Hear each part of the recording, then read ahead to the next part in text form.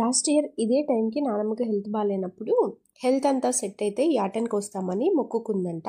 So చిన్న function అయితే ఏర్పాటు చేసింది. దీనికోసం నేను అమ్మ వాళ్ళ ఇంటికి అయితే వెళ్ళాను. ఇలా సింపుల్గా నేను 3 పీస్ సెట్ అయితే వేసుకొని రెడీ అయిపోయాను. మా ఇళ్ళలో ఏ ఫంక్షన్ అయినా సరే అండి, కొంచెం మటన్ లైక్ ముందే నాన్ వెజ్ తీసి పక్కనైతే దాచిపెట్టేస్తారు. మీ ఇళ్ళల్లో కూడా ఇంతేనా? నాకైతే కమెంట్ చేసేయండి.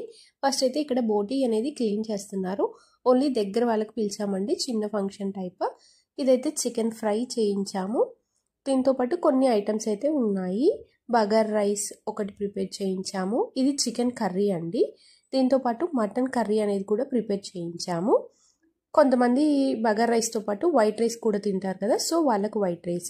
నాన్ వెజ్ తినని వాళ్ళ కోసం ఇక్కడ మేము తోటకూర పప్పు ప్లస్ సాంబార్ అయితే ప్రిపేర్ చేయించాము. ఫంక్షన్ అయితే బాగా జరిగింది.